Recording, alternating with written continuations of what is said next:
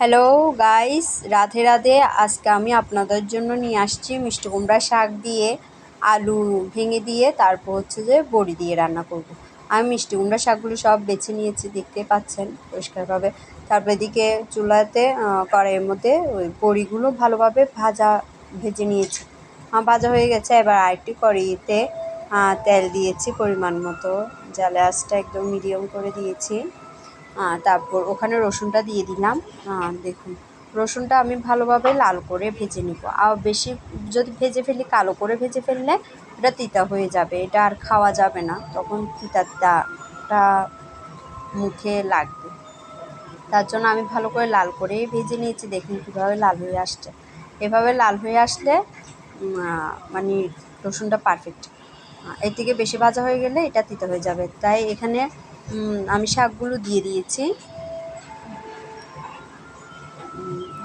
আমার শাক আবার কম ছিল, অতটা বেশি ছিল না, যার কারণে সব আমি একসাথে দিতে পেরেছি। আর যদি শাক বেশি হয়ে যায় একসাথে সব দিবেন না, অল্প অল্প করে মজিয়ে তারপর দিতে পারবেন। আর আমার ভিডিওগুলো ভালো লেগে থাকলে আপনারা লাইক কমেন্ট করে যাবেন। আর আমার কথায় যদি কোনো ভুল হয়ে থাকে বা আমার রান্নায় কোনো ভুল হয়ে থাকলে আপনারা কমেন্টের মাধ্যমে সেটা জানিয়ে দেবেন। মানুষের অনেক কিছু শেখার আছে, আপনারাও আমার ভুলগুলো যদি ধরিয়ে দিন তাহলে আমি অনেক কিছু শিখতে পারবো।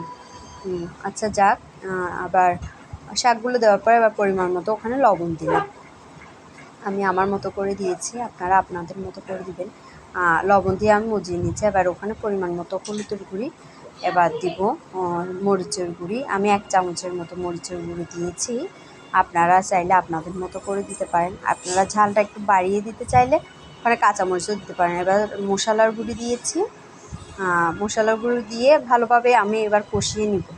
শাকের সাথে ভালোভাবে কষিয়ে নেওয়া হয়ে গেলে ওদিকে আমি আলু সিদ্ধ করে মানে খোসা ছাড়িয়ে ভেঙে রেখেছি।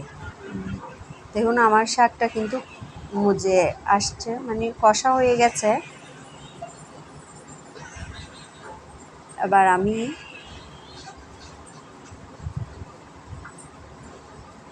আলুটা অ্যাড করে দিলাম ওখানে। আলুটা অ্যাড করার পরও ভালোভাবে আলু সহ শাকটা সহ কষিয়ে নিয়েছি। কষার জন্য আমি আরেকটু ঢাকনি দিয়েছি। দেখুন আমার আলু আর শাকটা ভালো করে কষা হয়ে গেছে, তাই আমি পরিমাণ মতো পানি দিয়েছি। আপনারা আপনাদের মতো করে পরিমাণ মতো পানি দিবেন, চাইলেও আরেকটু পানি দিতে পারেন। আমি একটু পানিটা কমিয়েই দিয়েছি।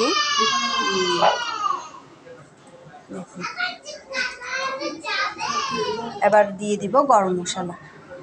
পানিটা যখন সিদ্ধ হয়ে আসছে তখনই আমি গরম মশলাটা দিয়েছি। এর আগে যদি গরম মশলাটা দিয়ে দিই মানে স্যান্টটা বাইরে চলে যাবে। এরপর হচ্ছে বড়িগুলো দিয়ে দিলাম।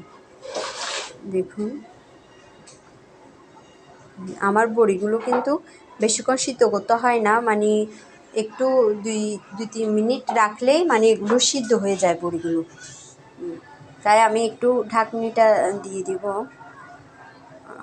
ঢাকনি দিয়ে আমি প্রায় 2-3 মিনিট রেখেছি। দেখুন আমার বড়িটা একদম সিদ্ধ হয়ে গেছে এবং শাকটাও পারফেক্ট হয়েছে।